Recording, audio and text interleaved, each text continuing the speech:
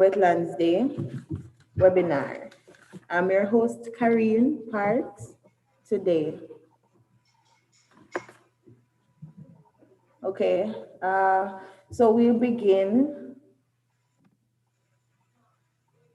Today's webinar with our Wetlands music prelude. I'm going to ask Mrs. Cole to share the video so you guys can see.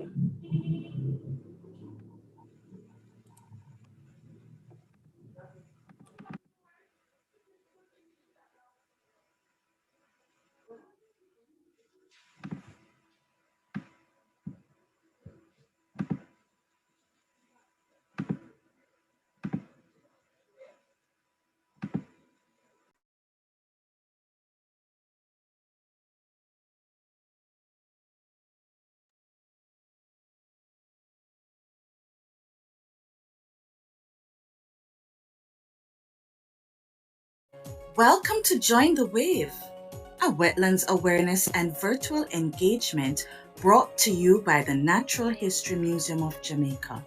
Experience 40 minutes of virtual immersion of the wetlands. This is part 2 in our third week of webinars.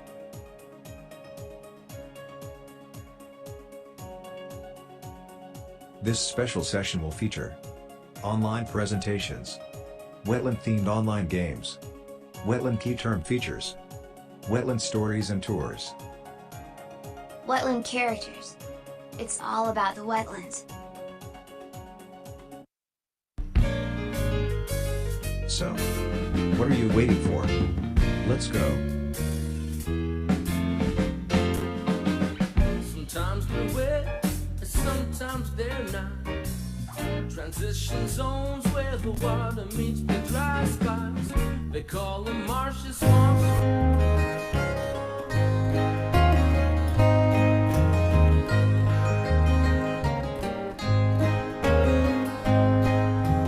Wetland life is really the best.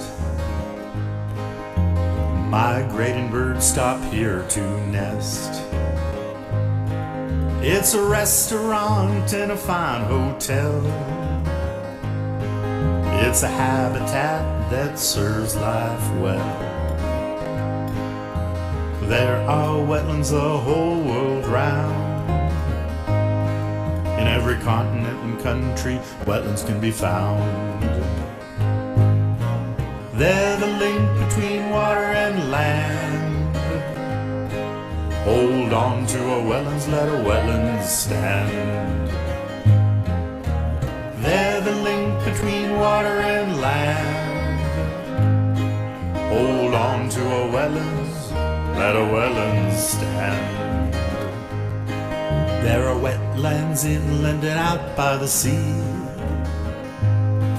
There's a marsh, a swamp, and an estuary.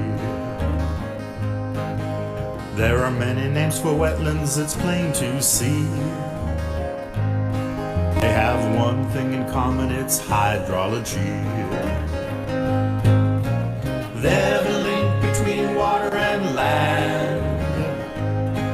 Hold on to a wetlands, let a wetlands stand. They're the link between water and land. Hold on to a wetlands, let a wetlands stand. If the water table's high or the water table's low, it soaks it up like a sponge or it lets it go. It's like a water filter, so the water will be reduced in pollution and silt free. Wetlands aren't wasteland, as some have said. They're a vital part of our watershed. They're the link between water and land.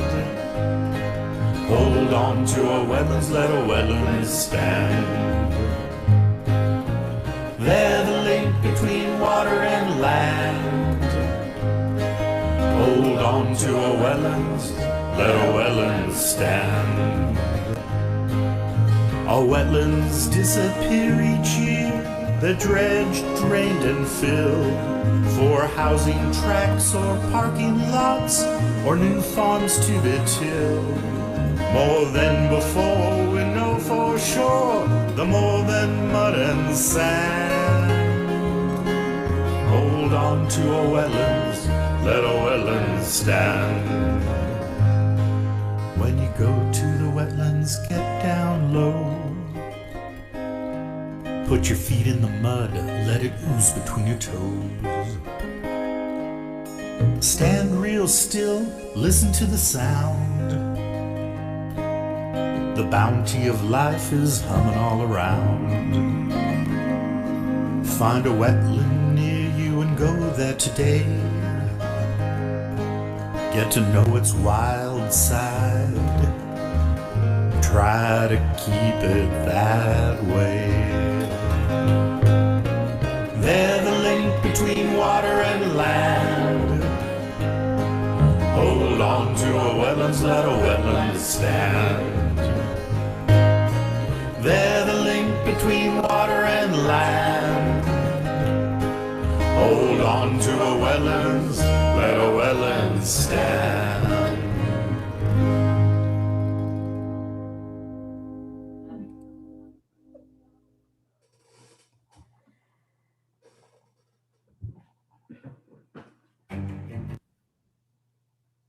Thank you, Mrs. Cole, for that video.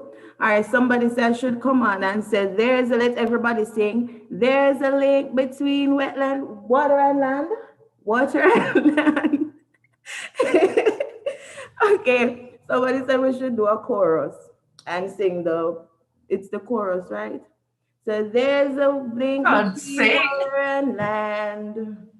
I don't know the rest of the song. That's a line about hydrology. Okay, thank you. All right, so we'll move on. Now I'm going to do a roll call. I want persons to comment in the comment section. Let us know where you're from and how's the session been so far, okay? All right. So I'm going to move on to Miss Thomas, who is going to come to us with the icebreaker section. Miss Thomas?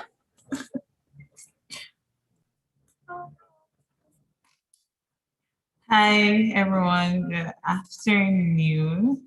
Welcome to part 2 of our third webinar session for Wetlands. All right, so as usual, we start off with our icebreaker challenge. So once again, I'm going to ask us all just to freely participate, and I'm going to ask Ms. Cole to bring up the challenge.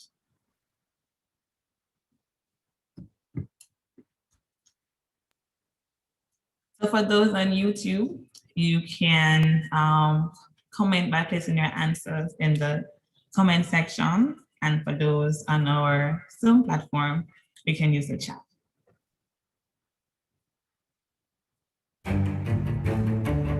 All right, so here we have the first challenge. And we have the clues. I am found in mangrove swamps and rivers. I am carnivorous with other animals. I reach up to 5 feet. I do not chew my food, and I am a reptile. What's ice? So Ian says crocodile. Is he correct? Any more answers, guys? Remember, we're all free to participate. Tamika says crocodile too. So I wonder if they're correct so far. No, I'm not sure about that, Emma. Are there any response from, okay, so time is up. So let's see what the answer is.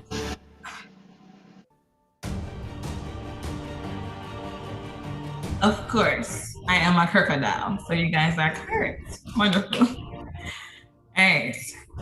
So are you ready to guess the other character?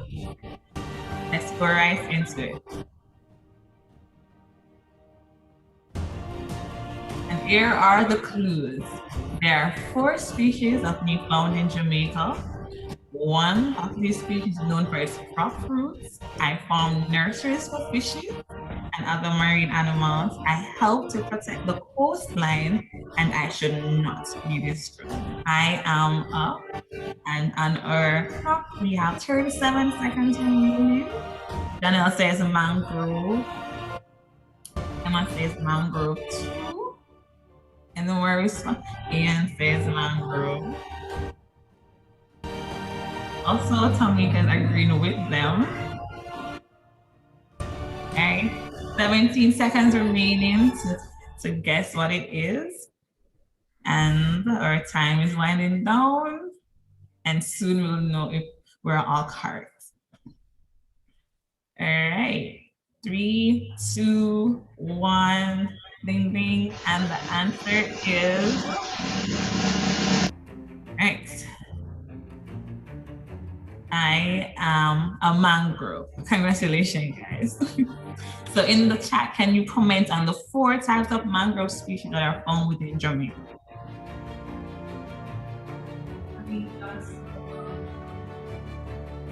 So we have Camille Johnson from YouTube. What's the response? Oh, she also says mangrove. Awesome. All right, so let's move to the other character.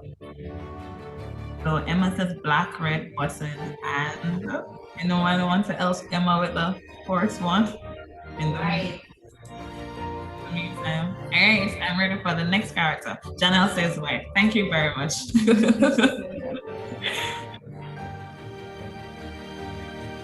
All right. So I am also known as a sea cow. I am herbivorous. I love plants. I live in fresh, brackish or salty water. My young is tall like half, and of course, I am protected by law. I am and we have 41 seconds to go to guess. And Jhannel says manatee so far. All right. Emma says manatee. Karine agrees. Ian also agrees. Okay, so we'll find out if we are correct as the time is. For those on YouTube, remember to comment in the comment section. 7, 6, 5, 4, 3, 2, 1, and I am off.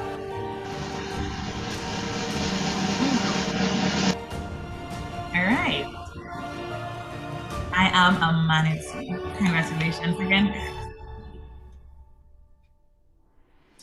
Wonderful. So let's guess our next character. All right. So I am found in bogs. I am known to be highly observant and can hold large volumes of water. I am used for centuries for dressing wounds. I have antiseptic properties, and I eventually form peat when I die. Right, what am I? For those who are here for our second session, Miss Cross had presented on the masonry protected area, and this was also mentioned. So far, we have Karine saying sphagnum moss, Ian saying moss, Emma saying moss. Okay, just keep the answers going. I agree, Emma, is definitely a fascinating piece. Mrs. Comer says moss. Okay, soon we are about to find out, and the answer is drum roll. Great. I am a sphagnum moss. Wonderful. On to our next wetland character.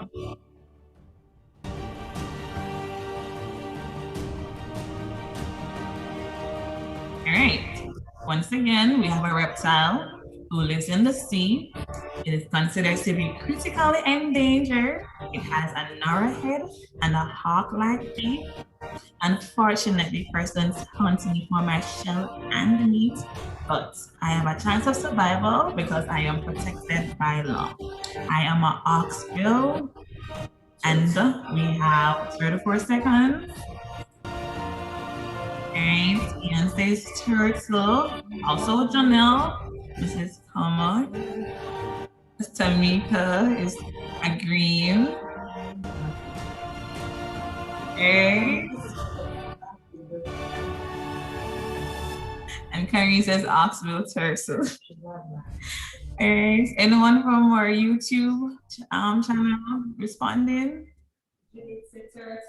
Okay, Judy says turtle from YouTube. All right, let's find out.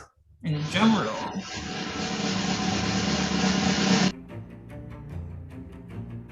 Are we correct?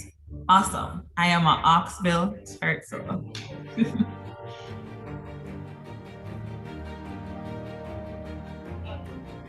Also, Camille agrees. Wonderful. All right, next challenge. I am indeed ready for the next character. So, I am adapted to living in low nutrient places. I am a carnivorous plant. I love insects. I am usually found in wetlands. I lure my prey with nectar. I use the snapping of my leaves to trap my prey. What am I? And with 35 seconds on our clock, and so far, Emma says Venus flytrap, and agreeing, Karine agreeing. Right, Emma, they're also found at Mason. We have unique things at that Island Piedmont.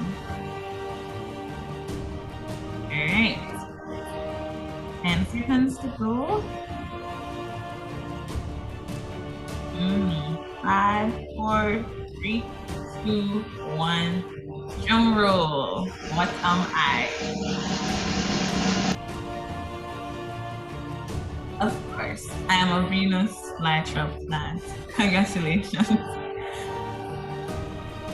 Right, on to our next character.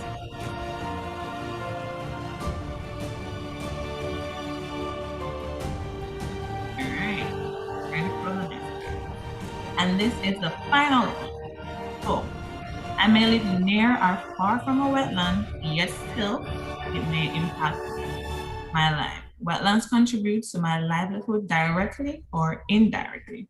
Sometimes I pollute the environment, which ends up affecting a wetland area. With knowledge, I am able to change my negative behavior to instead help protect wetlands. What am I?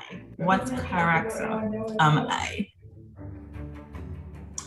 All right, we have 23 seconds to go. I wonder what I am. This is an important character. Because depending upon our actions, determine the outcome of our wetlands. All right, and we're about to find out as time is up. And let's see if Jhannel and Ian and all the others are correct. Wonderful. I am a human. Awesome, guys. Thank you very much for participating so far in our icebreaker challenge. And of course, we're all winners.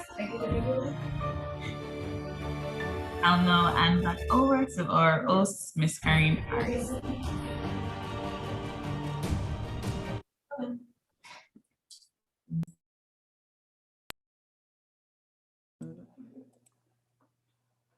Okay, thank you, Tiona, for that session. That was great. I enjoyed it very much. And I love goodies. So I hope we're getting something, Miss Thomas? No? Okay, so unfortunately, this session, we're not getting any goodies. But thank you guys for participating. Okay, so now I'll hand over to Miss Emma Lewis. She will introduce our guest speaker and our presenter for today, Miss Jhannel Tomlinson.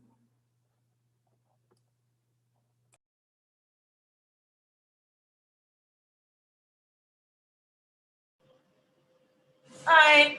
Sorry, I got lost there. I'm delighted and very honored to introduce Jhannel, who is an energetic advocate on the subject of climate change.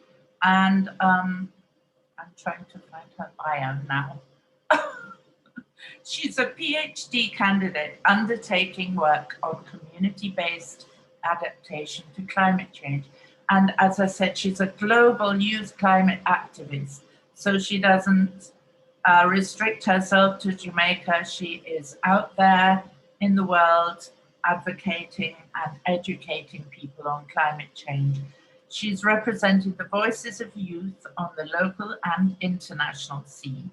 She was a recipient of the Prime Minister's Youth Award for Environmental Protection in 2019 and currently serves as the Sustainability Lead and Board Secretary for the IWCA Jamaica chapter and is the Caribbean advisor for the Next Gen Climate Board. And you'll find her quite a bit on social media, Instagram, Twitter, etc.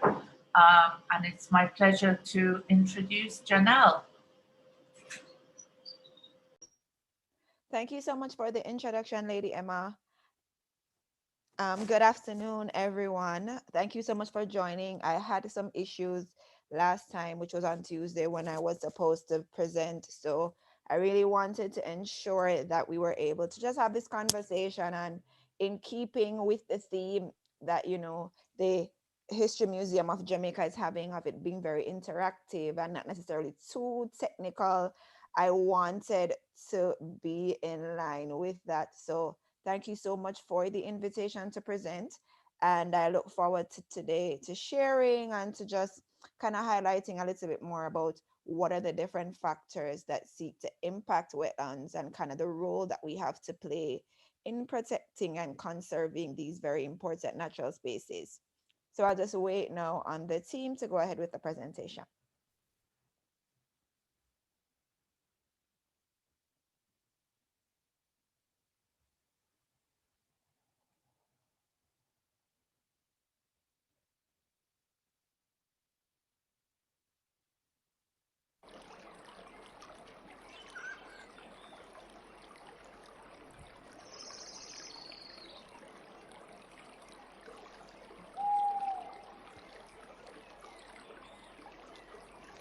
So as was mentioned before, today we want to talk about wetlands, what affects them, and how can we protect them.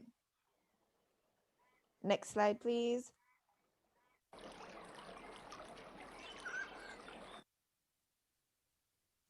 Okay, so before I delve into a little bit more about wetlands and their importance, I just want to start off with two key facts that I found that I think would be important to share. So firstly, did you know that the Pantanal is the world's largest wetland of any kind, lying mostly in western Brazil and extending into Bolivia as well as into Paraguay? Next slide, please. And if we come a little bit closer to home, did you also know that the Greater Morass in Jamaica, which flanks the lower reaches of the Black River, is the Caribbean's largest and most biodiverse wetland? Next slide, please. So in looking a little bit more at wetlands, and in particular here in Jamaica, I just want to highlight a little bit about what wetlands are, their relevance, and just a little bit more about them closer to home. So these areas pretty much represent distinct ecosystems, and they're distinct in that they are areas that are normally flooded by water either permanently or seasonally. And you know what, the most important things about these areas is that they are essential to life on Earth, as they support an estimated 125,500 freshwater dependent species. So you can imagine with this many species, depending on them as a space, as a habitat, it just reiterates how important a lot of these spaces are, and furthermore, how important it is for us to preserve them.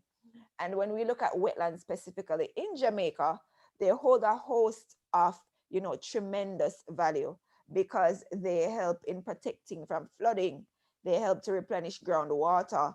As a small island state, we're very vulnerable to the impacts of tropical storms and hurricanes. So these wetlands act as a natural storm barrier, kind of helping to reduce the amount of water that can come in. And of course, it also has other economic value, particularly as it relates to ecotourism, as well as, tapping into and recognizing just how important it is in, as I said before, maintaining some of our biodiversity. Now, 4 of Jamaica's wetlands have been designated wetlands of international importance. And I don't know about you, but for me, that is a very big deal. And they have been recognized under the Ramsar Convention on Wetlands. And these 4 wetlands in particular are the Mason River Protected Area, the Portland Bight Wetlands and Keys, the Palisades in Port Royal, and the Black River Lower Morass. Next slide, please.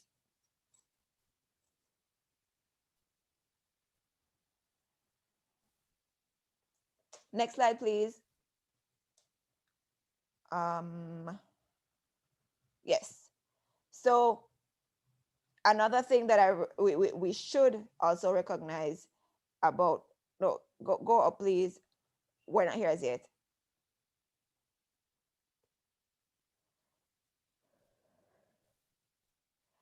Slide before this one, please. Yes. So as mentioned before, these wetlands are particularly important. But one thing is that because of changes in the environment, can you go back to the slide above, please?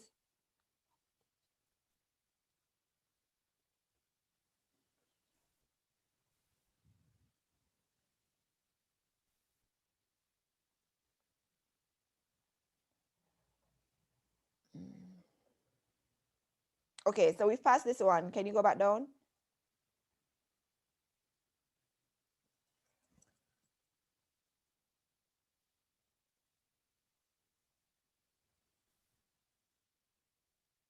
Okay, the other. Yes, we're right here. Perfect. So these ecosystems, as I mentioned before, they're constantly adjusting to changes. And of course, there are different factors that will impact the I don't know why the slide keeps changing. Is it that it's changing on its own? I'm not sure what's happening.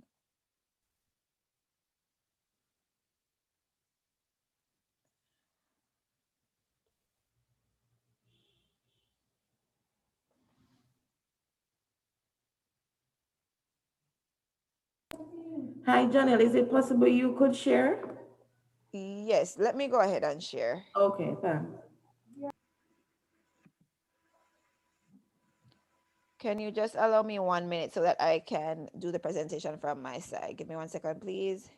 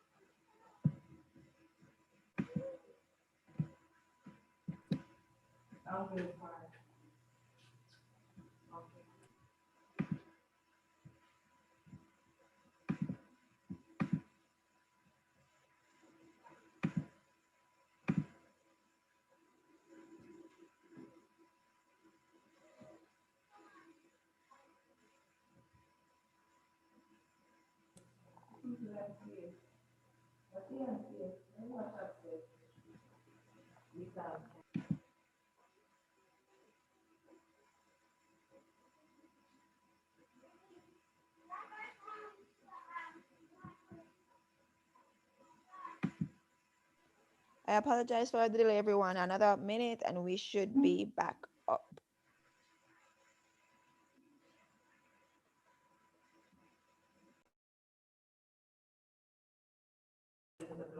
Okay, so am I saying in the chat how many of us, while we're waiting on Janelle, how many of us have visited Black River? I have not visited Black River. I really want to visit Black River. I would love to visit the Pantanal. What an amazing experience that would be. And it's saying we were supposed to be right there. Okay.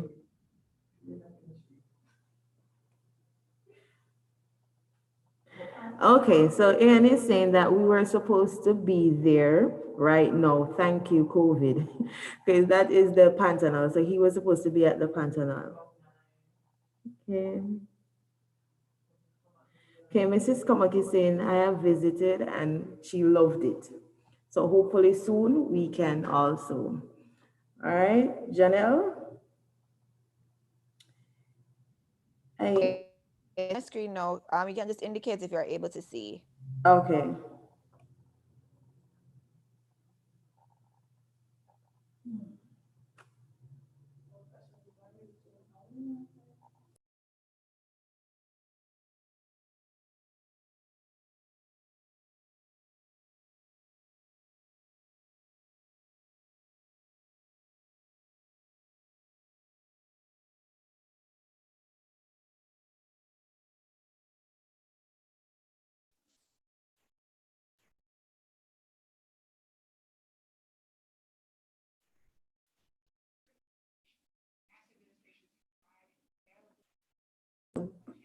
Okay, so we're seeing Janelle.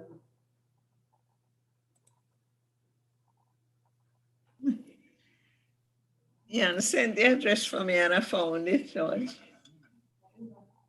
You will hear voices over here. I don't join with video though, so they can't see me. Oh, but they can hear me.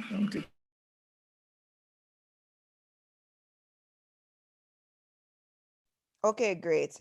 I wasn't able to unmute just now. Technology. Okay, great. So in continuing, I'd just like to highlight that, as I mentioned before, these wetlands, are particularly important. But of course, because of the impacts of external forces, whether it be natural or human, they have to constantly adjust to the different changes occurring within and around them. And as a result, they tend to be among some of the most vulnerable, ecosystems to climate change, whether being coral reefs, mangroves, swamps, especially those in high latitude and alpine zones. These are some of them which are considered to be especially at risk. And as a result, it is important for us to recognize and to understand the factors that in fact contribute to the different things that affect wetlands, and then to further understand the impacts and what we can do to lessen some of these. So human impacts. So humans influence and have caused significant changes in not only the function, but in also the quality of many wetlands.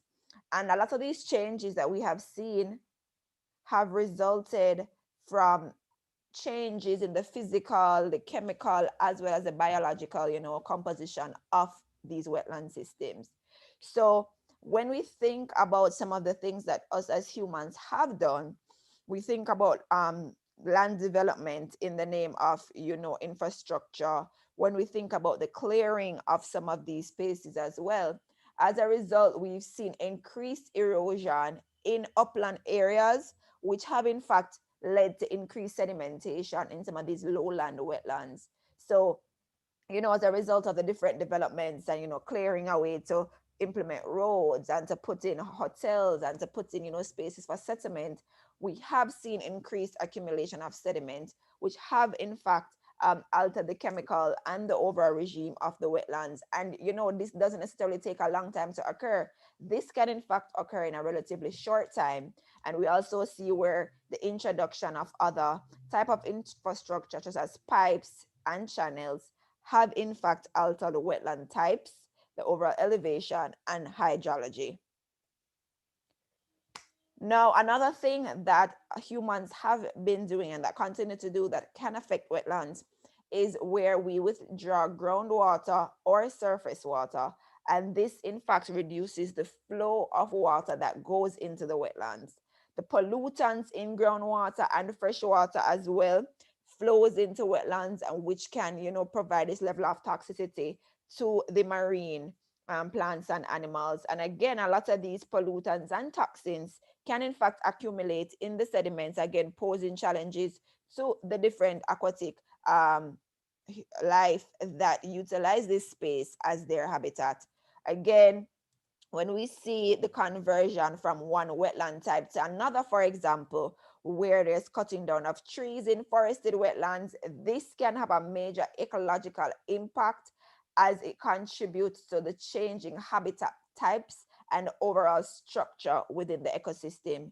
So pretty much we've just highlighted some of the ways how we've seen how human impacts have, affected wetlands in the past and continue to affect them. And if we look closer to home, I recall reading a report done by NEPA.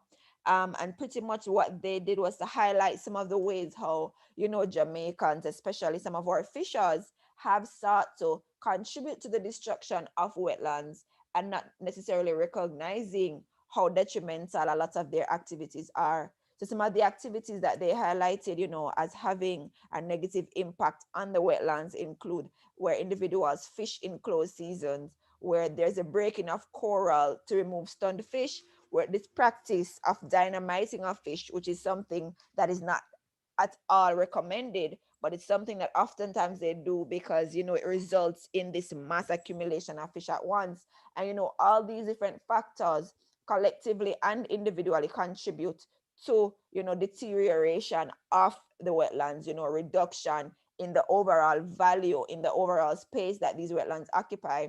And in the long run, while many persons see it, as something, okay, I'm doing this now because I am trying to get as much fish as I can in a short space of time, at the end of the day, we must always recognize that while it is that there is a gain today, there are longer term impacts, there are longer term repercussions, longer term consequences that we have to look at as well. So while it is that we can always look at a short term fix, a lot of times our activities, have negative consequence, not only for ourselves, but for future generations. And, we also have to take that into consideration when we look at the things that we're doing.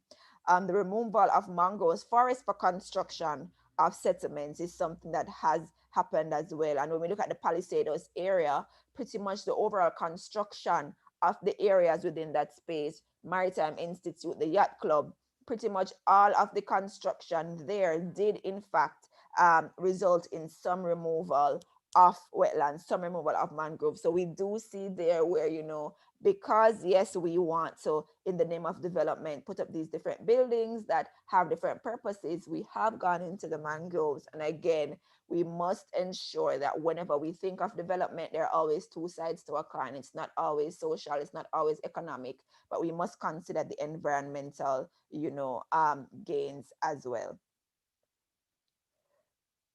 Now, if we look a little bit more and shift probably a little bit away from the human impacts and now look at some of the natural factors that in fact contribute to the destruction of wetlands as well, when we think about climate change and when we think about the fact that as small island states, we are particularly vulnerable because of our location. So we are completely surrounded by water. We have low economies of scale. A lot of our development, a lot of our economic activities are coastal. Then sea level rise is something that will in fact affect us, and won't affect us only economically, but environmentally as well. Because when we look at our wetlands, the gradual rise of sea level has the potential to both increase wetland acreage by periodically flooding low-lying uplands and destroying vegetated wetlands by increasing water depths. So sea level rise will not only just affect us and our businesses that we have along the coast, but it also has potential for affecting our wetlands as well because of the flooding that will accompany sea level rise. When we also look at storm and flood events, we recognize that changing climate increases the vulnerability of coastal areas further to flooding and erosion. So again, when we look at it, higher sea level rise raises the flood level of a storm. And of course, with all that increased water, with that increased sea level, then of course, the idea of flooding and, this idea of the lowland being flooded is something that we have to contend with. So again, not only do we have to think about the human impacts, but we also recognize that storm and flood events also pose a threat. And even though mangroves, for example, are supposed to help in reducing and protecting flooding, especially from storm and flood events, because of human interference, because we're going into the mangroves and removing them in the name of development and not necessarily replacing, then we're also lessening the acreage of these protected wetlands, and as a result we're also putting ourselves at greater risk. So when we look collectively at the human impacts, when we look collectively at the natural impacts, realize that when both of them combine, we are pretty much highlighting how at risk these wetlands are. So humans are having an impact, the natural environment is having an impact. What then can we do? What role do we have to play? Let's delve a little bit into this.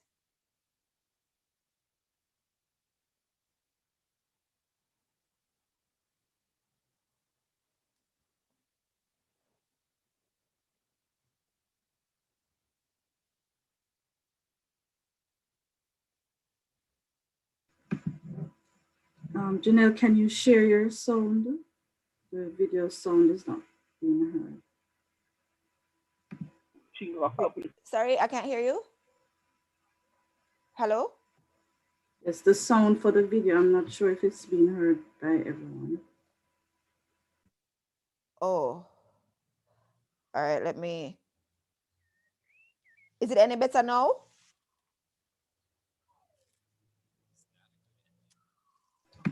I think there is a button at the bottom that you have to share the sound. Okay, I'm not able to hear you. Can you repeat that? Okay, when you share the video or the PowerPoint, there's a button at the bottom that says share sound as well. Oh, at the bottom that says so you'd have share. to come out of the share screen and then reshare, but before you click share, you Okay, press so let's share. stop sharing, and then what do I do now? Then you go to the share screen, but before you click on the PowerPoint to share, there's something at the bottom that says share video sound. Oh, I'm not seeing that. I'm only seeing who can share and who can start sharing. I don't know if I have that privilege. Yes, so you can start sharing, click on your video, and then before you press on the share button, look at the bottom, you see two windows, share sound. Okay, so I click share screen, then I go to the share, and then you're saying that there's something that says share sound. I'm not sure I'm seeing that. Let me come back out. Oh, yeah. So I go back to Zoom. I'm not sure what's happening. And then you're saying that there's a share sound. I don't know if I'm seeing that at all. Wow. Or that aspect of the presentation I could share. Okay, yes, please go ahead and share, because I'm not seeing the option to share the sound. Okay, all right.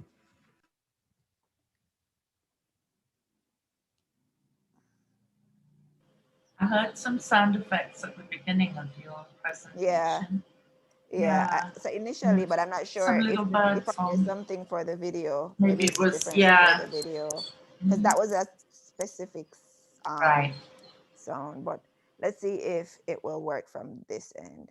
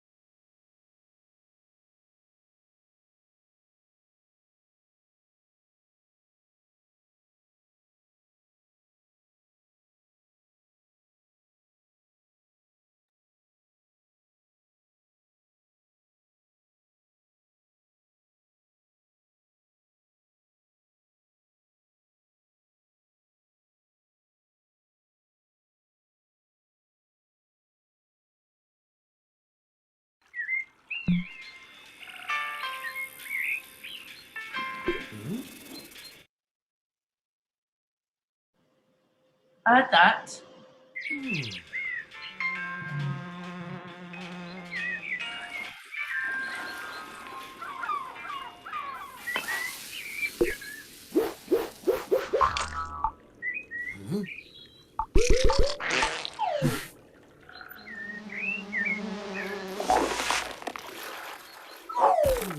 Is that a good ending? Well, let's go back to the start. Our story begins many years ago in a very particular kind of landscape. Wetlands, the Earth's natural sponges. They help regulate temperature, reduce the impact of floods, and provide an abundant supply of fresh water. They host countless species of fish, plants, birds, and marine mammals. But they are also home to a more familiar type of mammal, humans. Life begins in wetlands. People's relationship with water began around 10,000 BC, when they first began to settle the great rivers and wetlands of Mesopotamia. They developed many rituals and traditions, and soon, the Mediterranean basin became known as the cradle of civilization. Settlers quickly realized that if they took care of the land would take care of them. They adopted methods for gaining the resources they needed to survive, and they did so sustainably. This way, the wetlands were protected and continued to be around for future generations. Their new environment also inspired them to develop traditional art, pottery, and gastronomic delicacies. Much of this cultural heritage is still around today. All over the Mediterranean, people continue to use traditional knowledge designed to work in harmony with wetlands. In Oristano, Sardinia, the locals use rice farming techniques created many years ago. Fishermen in the Mesolonghi lagoon in Greece still utilize ancient fishing skills. They also produce avgotaraho, the caviar of the Mediterranean. In Tunisia, in the Gar El Mel lagoon, farmers grow potatoes by planting them in the sandy shores of the wetlands. But Mediterranean wetlands face a number of threats. The strain is beginning to show. Over the last 100 years, we have lost more than half of our coastal wetlands. So what does all of this have to do with you? Well, you may have more at stake than you think. Have you ever stopped to think that where you live may actually be a wetland or an ancient river settlement? Living by water, it's in our genes. So visit a wetland, discover its nature, experience its culture, support local markets, and by doing so, protect our heritage. Don't let these precious landscapes be wiped off your map.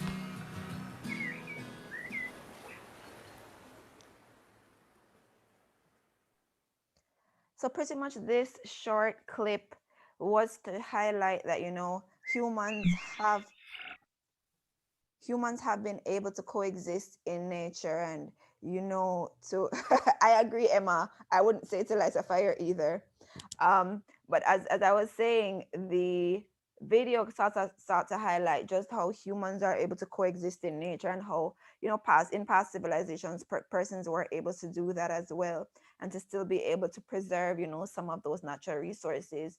So as a result, yes, we live in a different era and things may be a little bit different, but you know, prioritizing environment and its conservation is something that we still need to consider and still need to, you know, hold very close to us, something that we prioritize. Because if it is that we're going to retain these resources for the future generation, then our current activities must be well aligned to ensure that. And again, where possible, we should implement activities that aid, you know, in reforestation and in replanting, you know, where it can be done. So other solutions that we can, you know, implement as it relates to preserving these useful ecosystems is that we limit the use of chemicals such as fertilizers, pesticides, insecticides, and try to utilize as many organic remedies as is possible. Because the truth of the matter is many of our farmers rely heavily on these chemicals. And what happens is, because a lot of them cultivate on hillsides, because a lot of them cultivate, you know, on these type of terrain, these potent chemicals are easily washed and leached into groundwater and eventually into the wetlands. Another alternative to the use of chemicals is the use of animal manure. that has minimal to little no unpleasant side effects, and that it's also great for your garden and your farm. We also need to be careful when discarding of plants or seeds, because non-native plants can become invasive and dominate other more native flora, and the same also goes for aquatic plants from our different aquariums. We should not throw them in the wetlands, because again, they end up becoming invasive and start competing with those types of flora and fauna that utilize this space for their habitat. So that's another consideration that must be given. We need to also utilize safe and sustainable methods of waste disposal that would also contribute to protecting the wetlands. Reducing, reusing, and recycling is something that a lot of different spaces speak about, the idea of the circular economy and seeing how best we can turn trash into treasure. These are some of the things that are often advocated for in spaces, but increasingly we're recognizing how important they are, not just in reducing pollution, but in also protecting some of these spaces. The reduction in the use of plastic, the government has banned, a certain size of plastic bags, and they're moving to banning styrofoam as well. Or I think that was in fact implemented. Yes, that was implemented. So I think, these actions are things which are helping to reduce the use of non-biodegradable, different objects and products. But I do think that we also need to ensure that where possible, we utilize, glass bottles, reusable plastic bottles, utilizing of our bamboo and our metal straws, and pretty much implements that can be reused over and over again, having to, rely heavily on single-use materials. Next slide, please. Another thing that we can do, as was mentioned before, is helping in conservation and rehabilitation efforts. By planting and replanting native flora, we help to create habitats for wildlife, and we also participate and, add to the idea of getting involved in a whole idea of adaptation and conservation. I saw where Emma mentioned in the chat that some effort was made with replanting the mangroves, but because of the pollution in the harbor, it was not as effective as it ought to have been. So again, this idea of replanting and assisting in shore stabilization, these are some of the things that need to be done, and be done effectively, so as to ensure that we are able to garner the impacts that we want. And pretty much, environmental conservation is not just the business of the government or the business of civil society and environmental organizations. It's something that each one of us has a role to play in, has a space to contribute to, because again, we all benefit from the earth and its resources. And if it is that we say that we care about people, then we also want to preserve it for future generations to be able to actively benefit from as well. So in closing and in summary, I just want to say that wetlands protect us, and we should also see how best we can protect them. And it is our responsibility to preserve the earth for future generations. It is our responsibility to ensure that as climate change becomes more and more of a threat, that we have infrastructure, that we have, the requisite things in place to reduce some of these impacts. And by preserving our natural resources, we automatically create barriers that are able to protect us. So ladies and gentlemen, I want to thank you for, having stayed and listened to my short presentation, and being able to kind of just delve into some of the different factors that seek to impact our wetlands, but also the role that we have to play in conserving and helping to ensure that, it's something that we can all do and contribute to. So thank you so much, everyone. And I'm happy that you were able to join this morning. Sorry.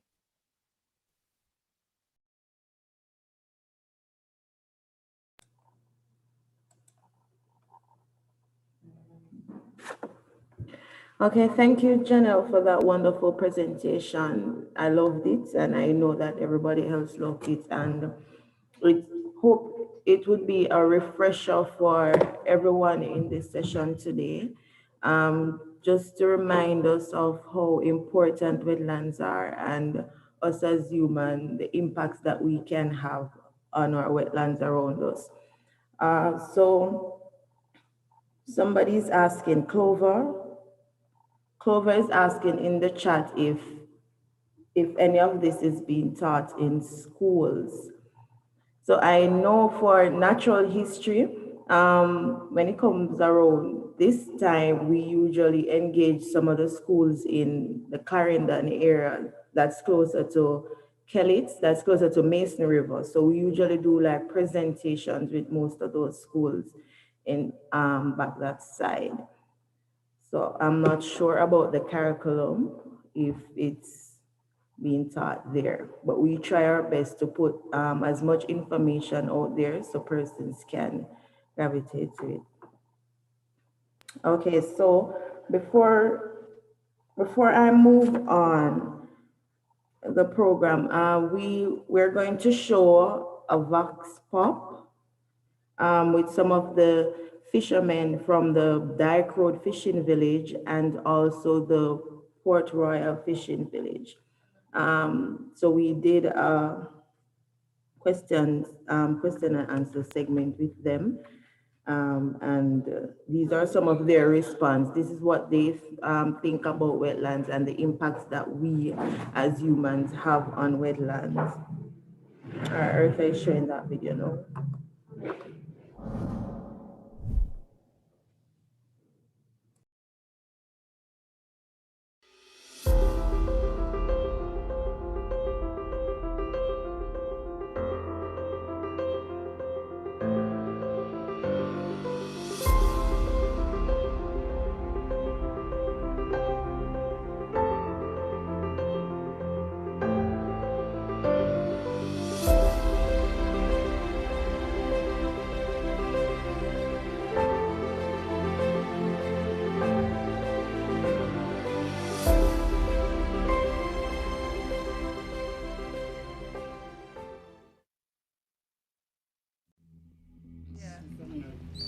It's a nursery, for one. Like I just said, encourage the fishes them to drop them eggs off. It help in a way for help like rainfall, the forest, because it's the wetland up there. It run onto the road into the lagoons. Fort Rupert and Fort Rocket, two fort that sink in the earthquake of 1692. So it's a wetland. No, we affect it in a negative way, the human being. Well, I really don't cook fish and them things, you know, so. But, you know, it's surrounded by the sea, so you know, so well, sea, fishes and everything, you can do business with it, you know, I said. Yes, it does, because it protects the environment. And as I said, it's a haven. You can go up there, no matter the storm, you go up there, you're safe up there. I'm not sure, to be honest with you. Wetlands are really natural, wetlands are just natural things for mangroves and other livelihood. Wetlands is important. It's just a natural place for livelihood for crabs, soldier crabs that the birds feed, and that is the crane and the other birds. And you have like the land crab that people eat seasonal. Every season that crab comes out of the wetlands, and whatever, people catch them, hustle for them. That is a hustling for other people too. Whenever crab is on, everybody hustle. So the wetlands is good. You understand? Yeah. Name a wetland and tell us about it. Well, I don't know much wetlands, but here I see a lot of wetlands around my surroundings right here, because we are in St. Catherine already near the river, and this is the river course, so you have wetlands right surround us.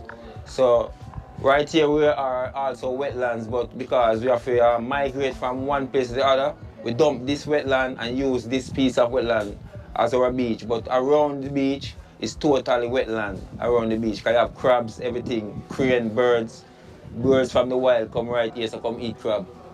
So we really, sometimes we dump off the wetlands and we kill the natural things, and we really dead if you survive in the wetlands for birds feeding like disaster. The birds they move to the wetland and get the crab and the thing them when them can eat. So wetland good, and the serve are really important. Yeah, wetland good. Wetland impact us in a positive way. Yes, it impacts us because the natural things them out there, them live by it. When you remove the wetlands, they're not gonna have no frog, they're not gonna have yeah, you're not gonna have no crabs, you're not gonna have no crane. As a matter of fact, the crane are gonna migrate to one place and maybe where they didn't have enough food. So the wetlands good.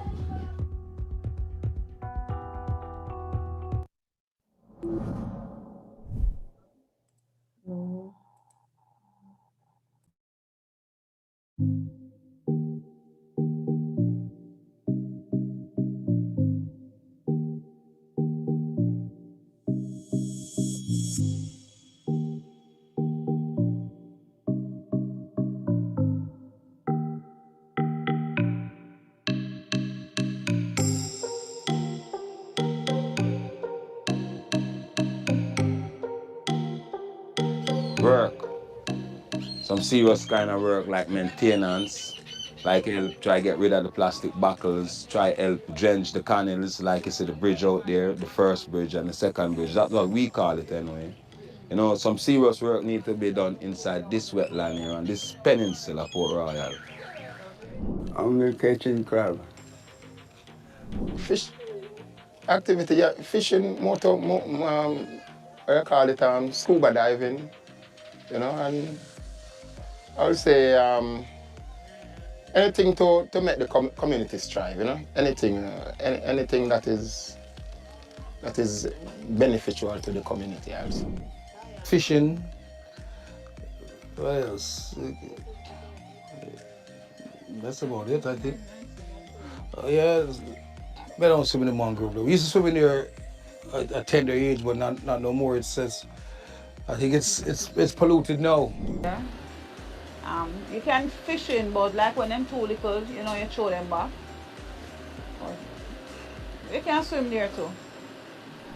Think wetlands should be clean also? Of course. Well, you have to decide that carefully, you know, because wetlands, you have some of the lands wetter than some. Some of them lands is stand up in the wetlands, it reach right to your knee, right? That shows say the things will live under the mud and in the mud, definitely have to survive there. So you can't survive nowhere else because you have a depth of mud there in the wetlands. And where they have the trees and the water run right across the roots in the wetland, yes, they now go have that kind of environment for the natural thing them survive. Yeah, but other than that, we can use wetlands and use it properly and whatever. Still leave space for the thing there, for the natural resources them like them crab and thing like bird and feed pan.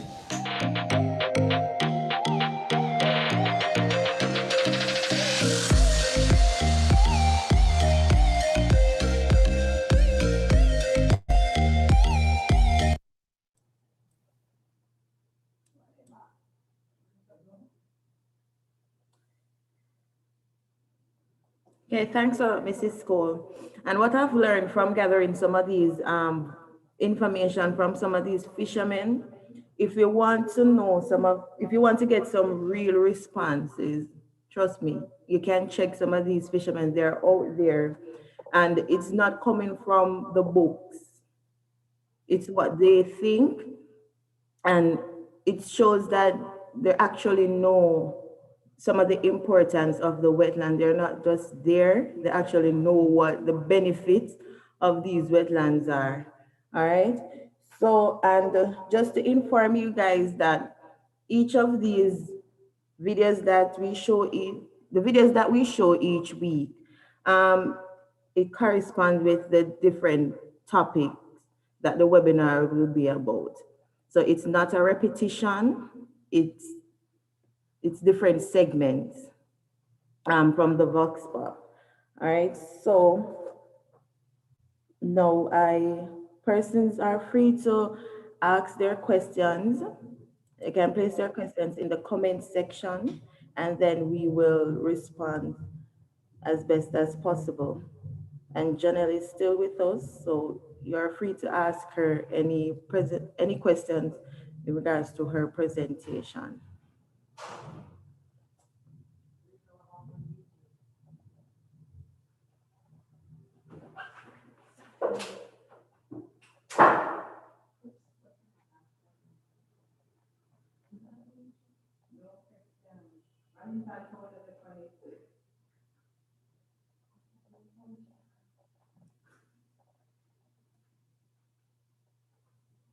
Any question, any comments that you would like to share?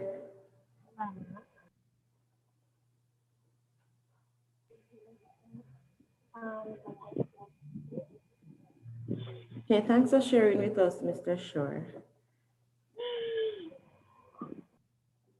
All right, so while we're waiting on Percy's question, I would just like to ask you guys to share your photos with us so that we can incorporate it in our next webinar and show persons, you guys in the field, in the wetland field. So if you have any photos that you would like to share of you out in the field in our wetland area, You can share those photos with us, and Miss Cross' email is in the comment section. You could just send the photos to her. Just to let you know that the photos will be posted on our social media platforms as well.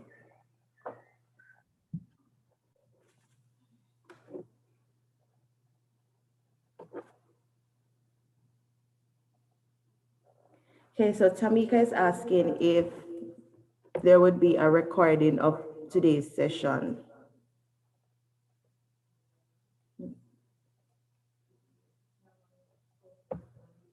Okay, so each session is normally posted on our YouTube channel, and parts of it can be found on our Instagram page and Facebook page.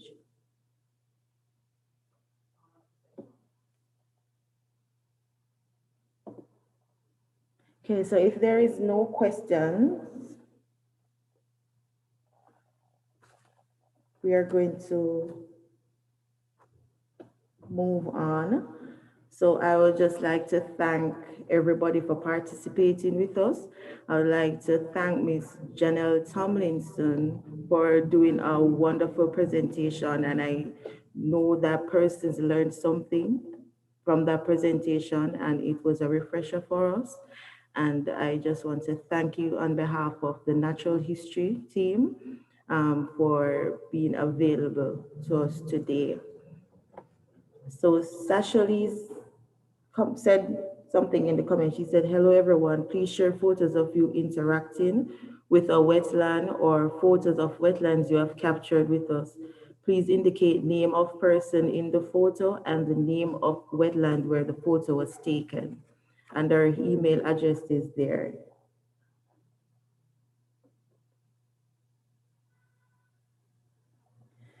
Okay, so we're going to close this session with our wetland story.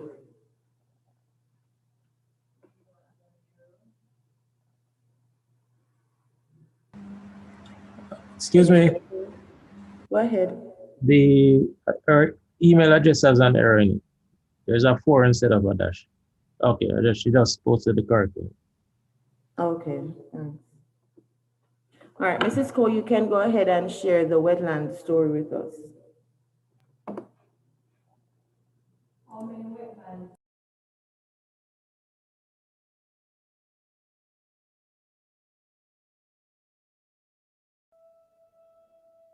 Let's close with a story on our wetlands. Hey, what are you doing?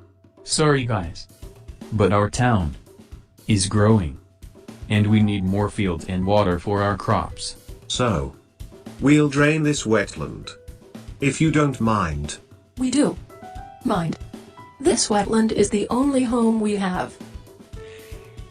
This wetland also gives me irrigation water for the dry season and pasture for my cattle. It's a good flood regulator and helps purify our water. Think of the water that is used in the town. You could restore the urban wetland you drained last year and recycle the town's wastewater. But we can't afford that. Of course you can. The wetland can help you to purify your wastewater. There would be more water for you to use, and more habitat for wildlife. People from the town could use more water to grow more vegetables and even flowers. Could also get more fish. Sounds interesting. Let me calculate. Yes, man. Looks reasonable. Everyone benefits. We'll have more food, water, and wildlife. Long live the wetlands. Join the wave with us next Tuesday at noon.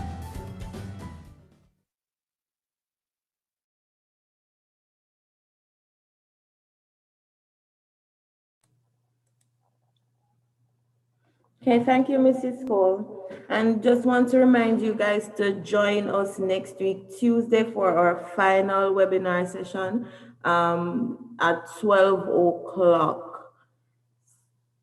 So Mrs. Comok is sending her regards to Jhannel for her presentation today. All right, so thank you guys for joining us today. See you next week.